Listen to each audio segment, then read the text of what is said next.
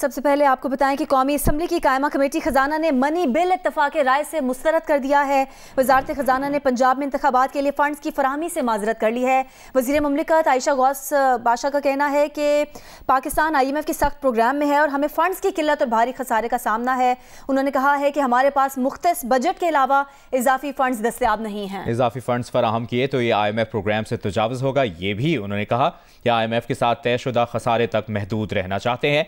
कौमी असम्बली की कायमा कमेटी खजाना ने मनी बिल इत्तफाक राय से मुस्तरद कर दिया है। वजारत खजाना ने पंजाब में इंतखाबात के लिए फंड्स की फराहमी से माजरत कर ली है। इसकी मुकम्मल तफसील जानते हैं अशरफ मलखम से। जी अशरफ, अपडेट कीजिए। जी, आज बड़ा इम्पोर्टेंट दिन था कि दोनों हाउसेस के कमेटी के इजलास हो रहे हैं। अभी सेनेट की स्टैंडिंग कमेटी के इजलास भी शुरू हो गए। सबसे पहले कौमी असम्बली की स्टैंडिंग कमेटी थी, उन्होंने बड़ी तफसील से इस पर डिस्कशन की। तमाम मेंबरान ने अपनी अपनी आरा दी। एक स्टेज पर चेयरमैन कमेटी के असर शेख का कहना था कि जब तक वज़ीर ख़ज़ाना हम नहीं बताते कि माली हालात क्या हैं, उस वक्त तक हम इस पर बिल पर बहस नहीं करेंगे। लेकिन मेंबरान के इसरार पर ये बहुत अहम मामला है, फौरी तौर पर इस पर फैसला लिया। खास में secretary election commission Umar Hamid भी ये कमेटी के इजलास से मौजूद थे। उन्होंने कल हमने सुप्रीम कोर्ट में जाकर जवाब देना है कि हुकूमत हमें जो बिल देती है जो नहीं देती, इसलिए हमें किसी फैसले से आगाह किया जाए। जिस पर इत्तफाक राय से कमेटी ने इस बिल को मुस्तरद करते हुए कि इस वक्त हालात पाकिस्तान के माली हालात इस तरह के नहीं है कि हम इतने फंड फराहम कर सकें। हमने IMF के प्रोग्राम में उसके तहत हमने बजट खसारा है, तयशुदा खसारा है, उससे बाहर नहीं निकल सकते। IMF को हमने कमिटमेंट दी हुई है, उसी के मुताबिक हमने खसारा रखना है।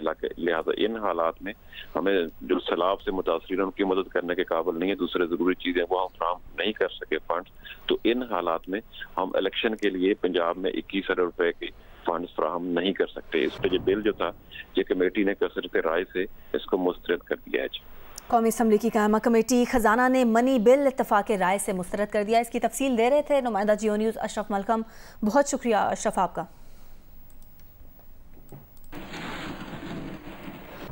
एक और अहम अपडेट यह है कि इंसदाद दहशतगर्दी अदालत लाहौर ने इमरान खान की अबूरी जमानत 4 मई तक मंजूर कर ली है।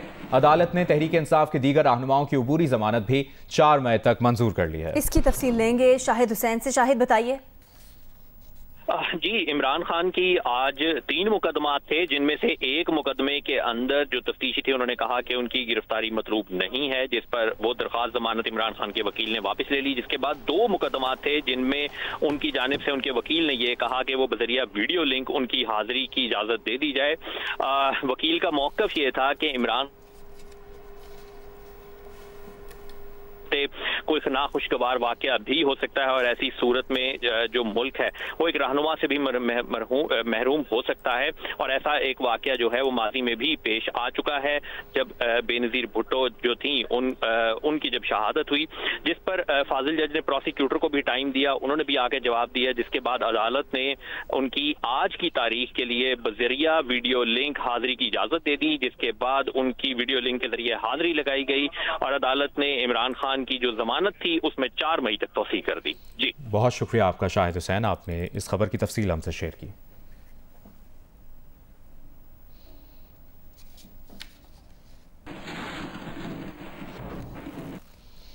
सुप्रीम कोर्ट में supreme court practice and procedure bill 2023 के खिलाफ दरख्वास्तों पर समाअत जारी है। चीफ जस्टिस पाकिस्तान की सरबराही में 8 रुकनी लार्जर बेंच समाअत कर रहा है। Justice Ijazul Ahsan, justice Munib Akhtar, justice Mazahir Naqvi, justice Muhammad Ali Mazhar, justice Ayesha Malik, justice Hassan Azhar Rizvi और जस्टिस शाहिद वहीद बेंच का हिस्सा है। इंतहाई अहम समाअत ये इस वक्त जारी है। दरख्वास्त गुजार राजा आमिर के वकील इम्तियाज सिद्दीकी ने दलाइल दिए हैं और कहा है कि अदालत ने इलेक्शन कमीशन 3 अप्रैल को इंतखाबात करवाने का हुक्म दिया। आइन पर अमल करने के अदालती हुक्म के बाद मसाइल ज्यादा पैदा किए गए। अदालत और जजेस पर जाती तनकीद की गई। हुकूमती वज़रा और अरकान पार्लियामेंट इसके जिम्मेदार हैं। सुप्रीम कोर्ट में supreme court practice and procedure bill 2023 के खिलाफ दरखास्तों पर समाअत जारी है।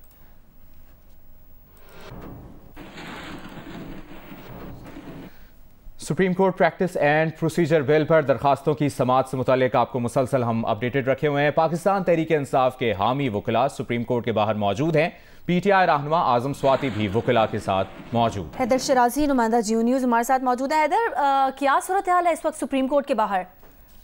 जी, सुप्रीम कोर्ट ऑफ पाकिस्तान में supreme court practice and procedure bill से मुताल्लिक केस की समाअत जारी है, जबकि पाकिस्तान तहरीक इंसाफ की जानिब से इस मौका पर वकला को ये कहा गया था कि वो सुप्रीम कोर्ट के बाहर जमा हों और इसी सिलसिले में आजम स्वाति और अली मोहम्मद खान पीटीआई के रहनुमा इस वक्त वकला को लीड कर रहे हैं और जो शाराए दस्तूर पर मौजूद हैं सुप्रीम कोर्ट के बाहर, ये वकला एहतजाज कर रहे हैं और मौजूदा हुकूमत के खिलाफ नारेबाजी की जा रही है, जबकि चीफ जस्टिस ऑफ पाकिस्तान के हक में इस वक्त ये मौजूद हैं और नाराबाजी कर रहे हैं। जी बहुत शुक्रिया आपका हैदर शिराजी, आपसे मुसलसल अपडेट्स लेते रहेंगे।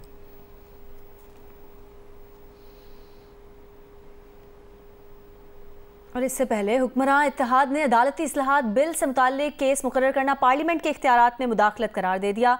इत्तेहादियों के हमरा प्रेस कॉन्फ्रेंस में वजीर कानून आजम नज़ीर तारड़ ने कहा कि हम सबका इत्तफाक है कि ना इस केस का वक्त मुनासिब है और ना ही बेंच की तश्कील दुरुस्त है। सेलेक्टिव बेंच में सीनियरिटी के तमाम उसूलों को नजरअंदाज किया गया।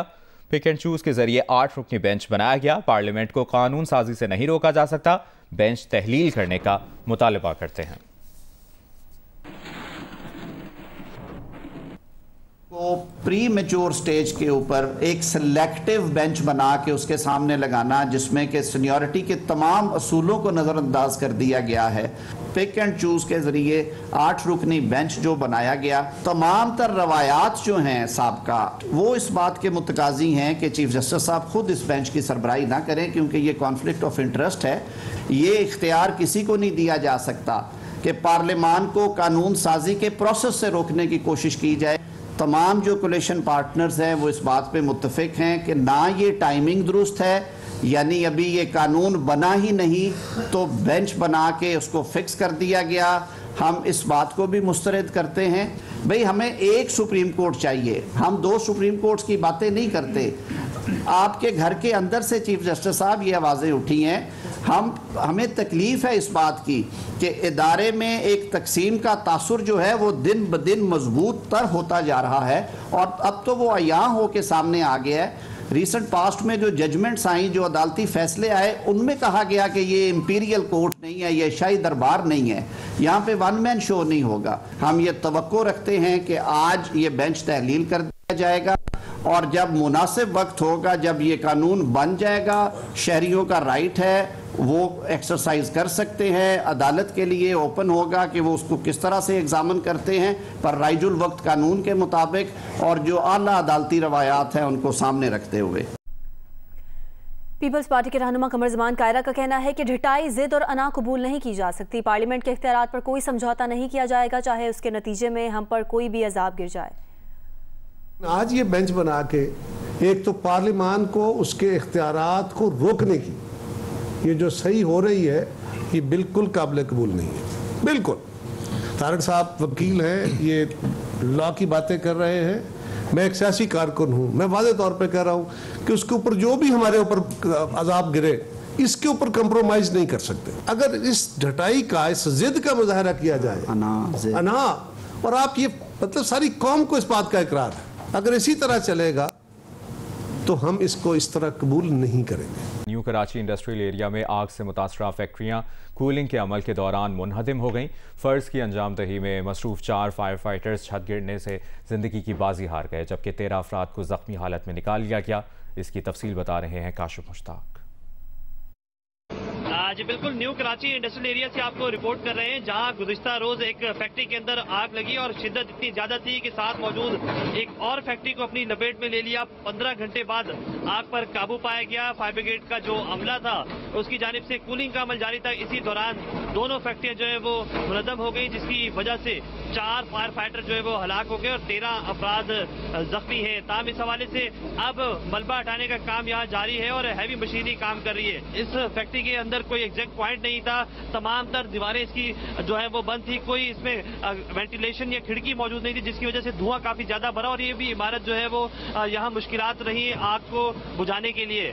इस वक्त यहाँ हैवी मशीनरी काम कर रही है, मलबा हटाया जा रहा है और सर्चिंग का अमल भी किया जा रहा है। चीफ फायर ऑफिसर से हमारी बात हुई थी, उनकी जानिब से बताया गया कि उनका जो अमला है उसके अंदर 11 फायर फाइटर हैं, जिनको जो है वो जख्मी हालत में यहाँ से निकाला गया है।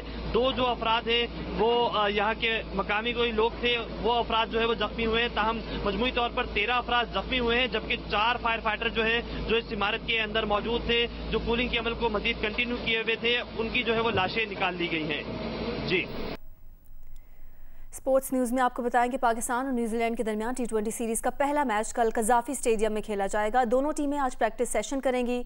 ट्रॉफी की रूनुमाई भी होगी। पाकिस्तान और न्यूजीलैंड की टीमें T20 सीरीज की तैयारियों के लिए आज कज़ाफ़ी स्टेडियम में नेट प्रैक्टिस करेंगी।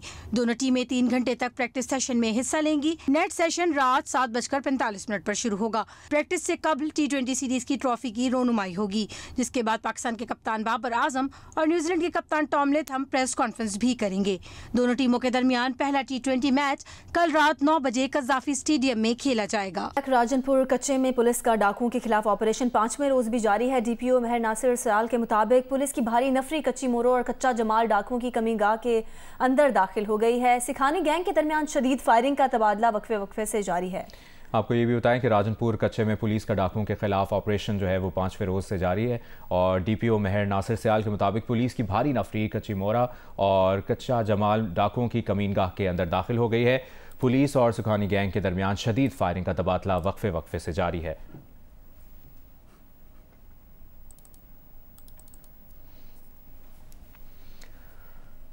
पाकिस्तान बार काउंसिल की अपील पर वुकला की हड़ताल। सुप्रीम कोर्ट बिल के मामले पर 8 रुकनी बेंच बनाने के फैसले के खिलाफ वुकला अदालतों में पेश नहीं होंगे। पाकिस्तान बार काउंसिल की कॉल पर सुप्रीम कोर्ट बिल के मामले पर 8 रुकनी बेंच बनाने के खिलाफ मुल्क भर में वुकला हड़ताल पर हैं। फैसलाबाद डिस्ट्रिक्ट बार एसोसिएशन के सेक्रेटरी राना बाबर के मुताबिक फैसलाबाद बार के वुकला की जानिब से सुप्रीम कोर्ट बिल के मामले पर पाकिस्तान बार काउंसिल की कॉल पर अदालती कार्रवाई का बायकॉट किया गया है। बहावलपुर, सरगोदा, लोधरा, DI खान में भी फैसले के खिलाफ वुकला अदालतों में पेश नहीं होंगे। लाड़काना में वुकला की जानिब से पाकिस्तान बार काउंसिल की हिमायत में रैली निकाली गई। वुकला की हड़ताल के बायस अदालती अमूर ठप होने से दूर दराज से आने वाले साइलिन को परेशानी का सामना है।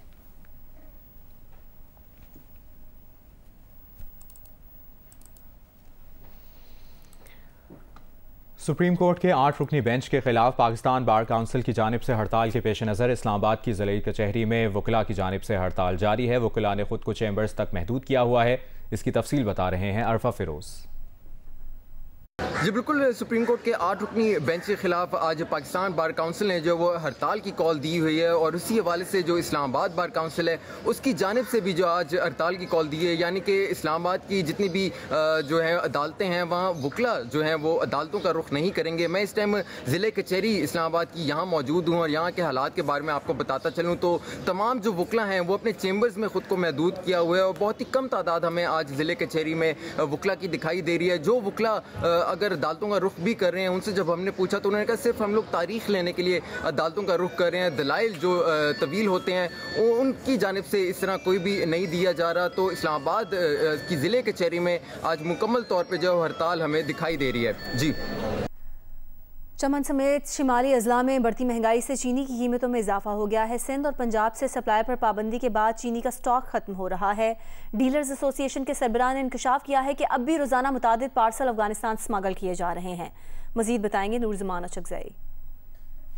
यहाँ पर चमन शहर में हमने मुख्तलिफ डीलर्स का विजिट किया है, जो हमें मालूम हुआ है कि चमन में रोज़ाना की बुनियाद में 1 से 2 ट्रक चीनी की ज़रूरत थी, चूँकि रमज़ान से कबल और रमज़ान के दौरान 10 से 15 ट्रक भी रोज़ाना की बुनियाद पर आए थे। लेकिन ये ट्रक कहाँ पर इस्तेमाल हुए, कहाँ पर कंज्यूम हुए, चमन शहर का मेन डीलर है मोहम्मद ज़ई, हम इनसे बात करेंगे। हमारे अंदाजे के मुताबिक ज़्यादा चीनी दूसरे मुल्कों को जा रहा है। हमारा जो 0 पॉइंट है, हमारा ये ख्वाहिश है कि 0 पॉइंट को बंद किया जाए। दुकानदारों का चीनी जो है कुलपुर पे, बलूचिस्तान के शहर कुलपुर पे खड़ा किया हुआ है। कस्टम वाला बोल रहा है कि ये अफगानिस्तान जा रहा है और ये चमन तक बिल्कुल फ्री किया जाए, फिर ये चीनी का बहरान बिल्कुल खत्म हो जाता है। पंजाब से चीनी चमन आते हुए पकड़ते हैं, रास्ते में सब चेक पोस्ट वाले पकड़ते हैं, बोलता है ये अफगानिस्तान जा रहे हैं, इस वजह से अमनी छोड़ते हैं। हम उसको ही, हमारा कहना ये है इंतजामिया को कि यार खुदा रहा हम तो चमन लाते हैं, कोयता लाते हैं, पुशीन लाते हैं। अगर ये अफगानिस्तान है तो बिल्कुल इसको केस करे। अगर चमन पाकिस्तान का हिस्सा है, पुशीन पाकिस्तान का हिस्सा है तो बिल्कुल चमन तक इसका बासानी छोड़ दिया जाए। और अभी आपको बताएं इंटरबैंक में डॉलर की कदर में कदरे बेहतरी आई है। डॉलर 1 रुपया 67 पैसे सस्ता होकर 284 रुपये 95 पैसे का हो गया है। इंटरबैंक में गुज़िश्ता रोज डॉलर 286 रुपये 62 पैसे पर बंद हुआ था। ओपन मार्केट में डॉलर 1 रुपया 10 पैसे कम होकर 292 रुपये 90 पैसे पर आ गया है।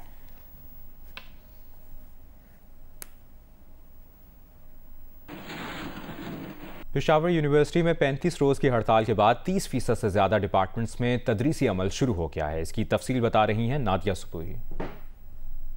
जी, पेशावर यूनिवर्सिटी में 35 रोज़ से जारी असातिज़ा और वाइस चांसलर के माबैन तनाज़े पर हड़ताल जुज़वी तौर पर ख़त्म हो गई है और मुख्तलिफ डिपार्टमेंट्स में अब क्लासेस का अमल शुरू हो गया है। मैं इस वक्त मौजूद हूँ एक डिपार्टमेंट में जहाँ पर क्लास ली जा रही है। अगर हम बात करेंगे मजमूई तौर पर तो 21,000 तलबा ऐसे थे जो इस हड़ताल की वजह से सफ़र हो रहे थे, उनकी पढ़ाई का अमल मुतासिर था। इस वक्त मेरे साथ एक तालिब इल्म मौजूद है जो क्लास ले रहे हैं। उनसे मालूम करते हैं कि हड़ताल ख़त्म हुई है तो वो क्या समझते हैं कि बाकी जो डिपार्टमेंट्स है उसमें भी हड़ताल ख़त्म होनी चाहिए। वो तो आप लोग का अपना व्यू पॉइंट है ना, आप लोग के अपने मसले हैं। लाइक इसमें हमारा क्या हाथ है? हम तो यहाँ पर स्टडी करने वाले हैं, हम तो इतनी बड़ी बड़ी फीसेस पे कर रहे हैं every year for 6 months. Exams भी नहीं हो रहे, उसके अंदर टाइम डिले हो रहा है। पेशावर यूनिवर्सिटी में 1 माह से ज़्यादा जो हड़ताल है उससे तलबा का तदरीसी अमल बुरी तरह मुतासिर हो रहा है।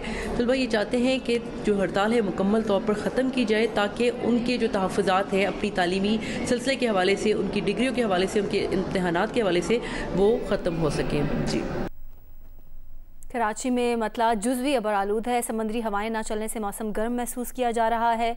शाम में समंदरी हवाएं बहाल होने से मौसम में बेहतरी का इम्कान है। उनीबा ज़मीर शाह मौसम का अहवाल आप तक पहुँचाएंगी। बहर अरब में बनने वाली साइक्लोनिक सर्कुलेशन अब खत्म हो चुकी है, लेकिन कराची में अब भी मौसम गर्म है। इस वक्त मतलब जुज़वी अबर आलूद है और शुमाल मगरिब से 9 से 12 किलोमीटर फी घंटा की रफ्तार से हवाएं चल रही हैं। दिन के बेशतर हिस्से में शुमाल मगरिब से हवाएं चलेंगी, जिसकी वजह से मौसम आपको गर्म महसूस हो सकता है।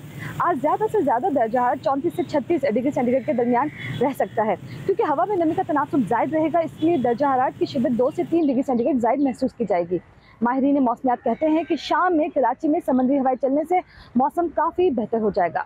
19 से 20 अप्रैल के दौरान एक मगरबी हवाओं का सिस्टम मुल्क पर असरअंदाज हो सकता है और इस सिस्टम के ज़रिए से मुल्क के बेशतर हिस्सों में बारिशें होंगी, यानी ईद पर मौसम काफ़ी बेहतर रहेगा।